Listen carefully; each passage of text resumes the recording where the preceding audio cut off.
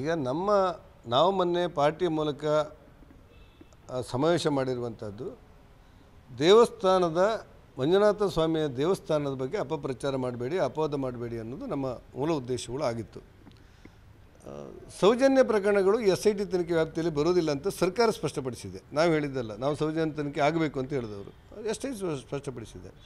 ಸದ್ಯಕ್ಕಂತೂ ಸರ್ಕಾರದಲ್ಲಿ ಒಂದಷ್ಟು ಒಳ್ಳೆಯ ಅಧಿಕಾರಿಗಳನ್ನು ನಾವು ಹಾಕಿದ್ದೇವೆ, SIT ತನಿಖೆ ಮಾಡ್ತೇವೆ, ಅದರಲ್ಲಿರುವಂಥ ಲೋಪದೋಷಗಳನ್ನ ಹೇಳ್ತೇವೆ, ಸತ್ಯಾಂಶಗಳನ್ನು ಹೊರತರ್ತೇವೆ ಅಂತೇಳಿ ಸಿದ್ದರಾಮಯ್ಯನವರು ಹೇಳಿದ್ದು, ಗೃಹ ಮಂತ್ರಿಗಳಾಗಿರುವಂಥ ಪರಮೇಶ್ವರ್ ಅವರೇ ಹೇಳಿರುವಂಥದ್ದು. ಈಗ ದುರಾದೃಷ್ಟಕ್ಕೆ ಈ ಭೀಮಾ ಯಾರು ಚೆನ್ನಯ್ಯ ಅವನ ಹಿಂದೆ ತಿರುಗೋದು ಬಿಟ್ಟರೆ ಮತ್ತೇನೂ ಕೆಲಸ ಆದಂಥ ಉದಾಹರಣೆಗಳು ಇಲ್ಲಿ ತೋರ್ತಾ ಇಲ್ಲ. ಹಾಗೆ ನಾನು ಸಿದ್ದರಾಮಯ್ಯನವರಿಗೆ ಮತ್ತು ಗೃಹ ಮಂತ್ರಿಗಳಿಗೆ ಉಪಮುಖ್ಯಮಂತ್ರಿಗಳು ಹೇಳ್ತೇನೆ, ನೀವೇ ಹೇಳಿದ್ದೀರಿ ಈ ಧರ್ಮಸ್ಥಳದ ಮೇಲೆ ಒಂದು ರೀತಿಯ ಷಡ್ಯಂತ್ರಗಳು ನಡೀತಾ ಇದೆ ಅನ್ನೋದನ್ನು ಮುಖ್ಯಮಂತ್ರಿಗಳೇ ಹೇಳಿದ್ದೀರಿ. ನಿಮಗೆ ಅಧಿಕಾರ ಇದೆ, ನೀವೇ SIT ರಚನೆ ಮಾಡಿದ್ದೀರಿ. ಸತ್ಯ ಶೋಧನೆ ಮಾಡಿ ವಾಸ್ತವಿಕವಾದ ವರದಿಯನ್ನು ಸರ್ಕಾರವನ್ನು ತೆಗೆದುಕೊಳ್ಳೋದು ಬಿಟ್ಟು ಆ JCB ಯಿಂದ ತಿರುಗುವಂಥ ಕೆಲಸಕ್ಕೆ ನೀವು ಅವಕಾಶ ಮಾಡಿಕೊಡೋದು ಸರ್ಕಾರಕ್ಕೆ ಗೌರವ ತರುವುದಿಲ್ಲ ಮತ್ತು ನಿಮ್ಮ ಮೂಲ ಉದ್ದೇಶಕ್ಕೆ ನ್ಯಾಯ ಕೊಟ್ಟಂತಾಗೋದಿಲ್ಲ. ಆ ಕಾರಣಕ್ಕೆ ತಕ್ಷಣ ಮಧ್ಯಂತರ ವರದಿಯನ್ನು ತರಿಸಿ ಯಾರ್ಯಾರು ಇದರಲ್ಲಿ ಷಡ್ಯಂತ್ರ ಇದ್ದದ್ದು ಹೌದಾದರೆ ಅವ್ರ ಮೇಲೆ ನೀವು ಕ್ರಮ ಕೈಗೊಂಡ ಬಗ್ಗೆ ಪ್ರಕಟಿಸಿದಾಗ ಮಾತ್ರ ಧರ್ಮಸ್ಥಳದ ಭಕ್ತಾದಿಗಳ ಮನಸ್ಸಿಗೆ ಸಮಾಧಾನ ಆಗುತ್ತೆ ಅನ್ನೋದು ನನ್ನ ಭಾವನೆ.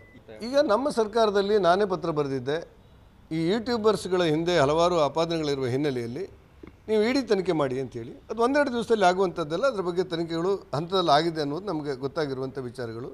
ಮತ್ತು ಅದನ್ನು ಅವಲಂಬಿಸಿ ಮುಂದೆ ಯಾವ ತನಿಖೆ ಆಗಬೇಕು ಅನ್ನೋದ್ರ ಬಗ್ಗೆ ಒಂದಷ್ಟು ನಿರ್ಧಾರವನ್ನು ನಾವು ಮಾಡಬೇಕಾಗುತ್ತೆ. ಅಲ್ಲ, ಇಡಿ ನನ್ನ ಪತ್ರದ ಆಧಾರದಲ್ಲಿ ಇಡಿ ತನಿಖೆಗಳ ಮೇಲ್ನೋಟದ ಸಮೀಕ್ಷೆಗಳಾಗಿದೆ ಅಂತ ನನಗಿರುವಂಥ ಮಾಹಿತಿಗಳು. ಹಾಗಾಗಿ ಮುಂದೆ ಅದರಲ್ಲಿ ಯಾರಾದರೂ ಭಯೋತ್ಪಾದಕರಂಥ ಚಟುವಟಿಕೆ ಮಾಡುವವರು, ಇನ್ನೊಬ್ಬರು ಸೇರುವರು ಅನ್ನುವಂಥದ್ದು ಇದ್ದರೆ ಅದನ್ನು ಇಡಿ ತನಿಖೆಯ ಅವಲಂಬಿಸಿ ಮತ್ತೇನು ತನಿಖೆ ಮಾಡಬೇಕು ಅನ್ನೋದು ಕೇಂದ್ರ ನಿರ್ಧಾರ ಮಾಡುವಂಥ ಅವಕಾಶಗಳಿರುತ್ತೆ. ಈಗ ರಾಜ್ಯ SIT ತನಿಖೆ ಮಾಡಿದ್ದೇವೆ ಅನ್ನುವ ಸಂದರ್ಭದಲ್ಲಿ ಅದರ ಫಲಿತಾಂಶ ಏನು ಅನ್ನೋದು ನಮ್ಗೆ ಗೊತ್ತಾಗಬೇಕಲ್ಲ. ಹಾಗಾಗಿ ಮಧ್ಯಂತರ ವರದಿ ತರಿಸಿ ಮುಂದಿನ ಕ್ರಮ ಕೈಗೊಳ್ಳಿ ಅನ್ನೋದು ನಮ್ಮ ಆಗ್ರಹ ಇರುತ್ತೆ.